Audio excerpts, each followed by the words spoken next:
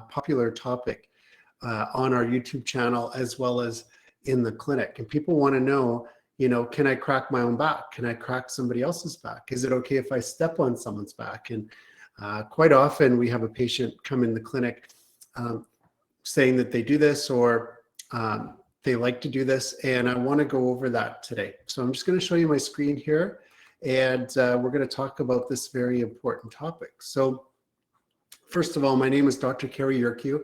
I'm a chiropractor here in Kelowna, British Columbia, and I've been practicing for over 25 years. And I've seen over 10,000 patients in my career. A lot of those were early in my career when I was doing locums, taking over for other chiropractors, and eventually opened my own practice, and I've been practicing on my own for over 20 years now. Why shouldn't you step on someone's back? Well, it can cause injury. And what do I mean by that? Well, if you look at this image right here on the screen, the spine has certain curves to it. We think about the spine being straight down the middle, and then being equal on the right and left. But if you look at the spine from the side, it has curves to it. The neck curves in, the mid-back curves out, low back curves in, and the tailbone area, the pelvis curves out. So you have these natural curves to the spine. And sometimes people will do things like step on someone's back and it'll squish the bones together. So in the middle part of the spine where it's curving outward, it may not like to get compressed or squished down together. And that would be the wrong thing to do.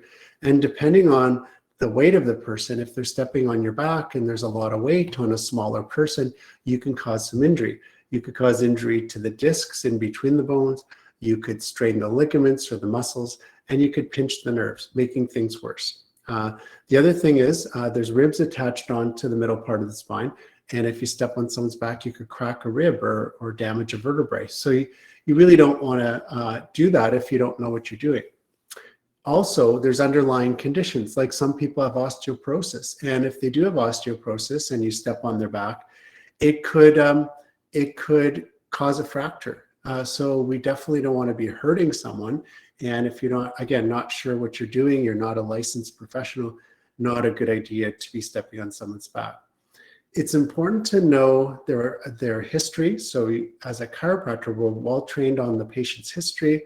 We're well trained on doing the examination, doing other tests like x-rays, and then coming up with the right diagnosis. And then the treatment is to help the person, but not to do any harm. So it's very important that we're doing these adjustments in the right areas.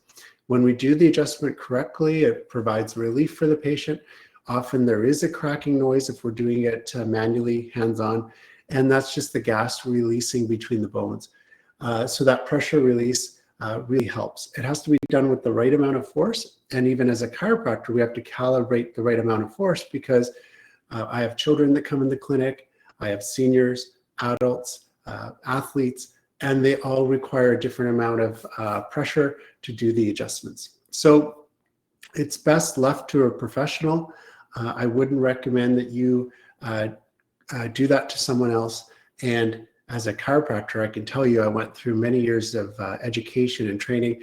Then we went into clinic, and even in clinic, it was a bit nerve-wracking learning how to do the adjustments, doing the adjustments correctly, and then getting out into practice and seeing real patients in the field. So there's a process to it, and over time, you just get better and better at it. And I've done hundreds of thousands of adjustments now to the spine and the joints in the body.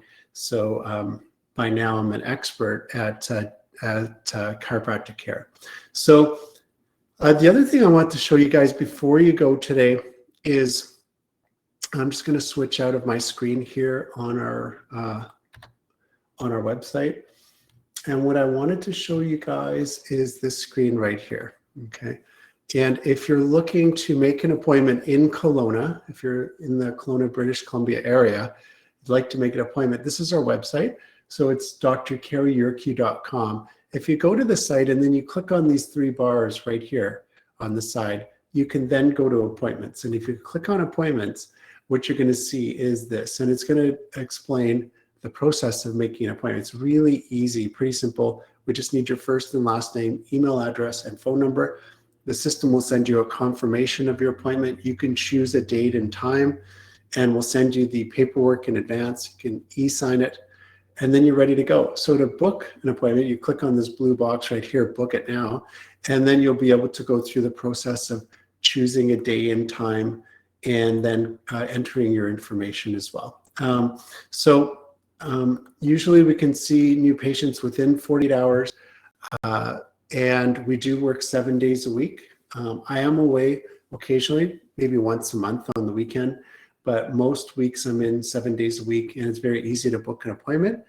And if you guys are watching this video, use the coupon code that's right here when you're entering your information. Use the coupon code 15 off for this webinar, and you'll get $15 off your first visit.